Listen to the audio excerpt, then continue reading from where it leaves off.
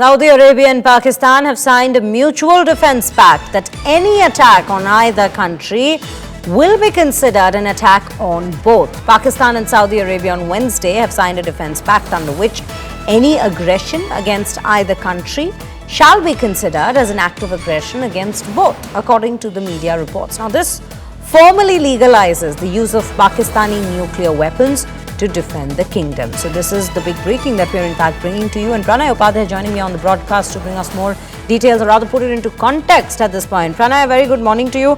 Let's understand what this means a little further.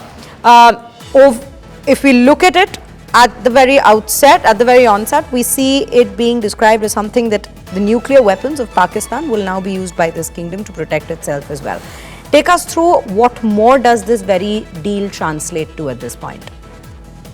Good morning, Shreya. And before we discuss the broader contours of this agreement, which was signed between Pakistan and Saudi Arabia, let's see the timing of it. This deal between Pakistan and Saudi Arabia has been signed at a time when Qatar has called the meeting of the Islamic countries to discuss Israel's attack on Qatar in Doha. And after that, the Pakistani Prime Minister Shehbaz Sharif went to Riyadh.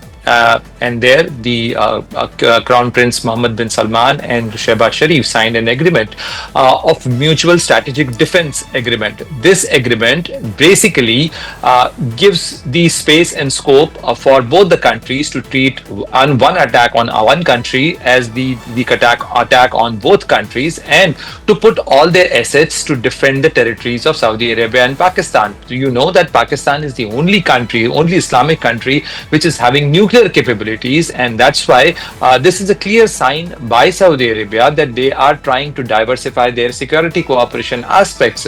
So far, it's been considered that in West Asia, United States is the biggest net security provider. US has many bases in West Asia.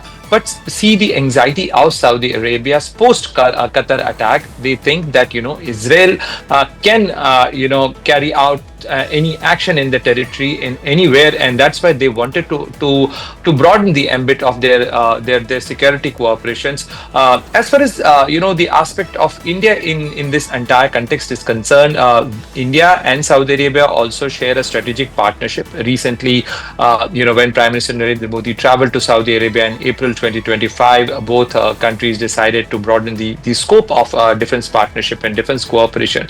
But this strategic defense partnership agreement between Pakistan and Saudi Arabia has a broader aspect and in broader ramification for it, because if Saudi Arabia and Pakistan treat each other or like any military action against one country as the military action against both countries, then obviously it will have its own bearing on the other relations and other ties, keeping in view of the India-Pakistan strained relation, and as far as the Saudi Arabia and Israel relations.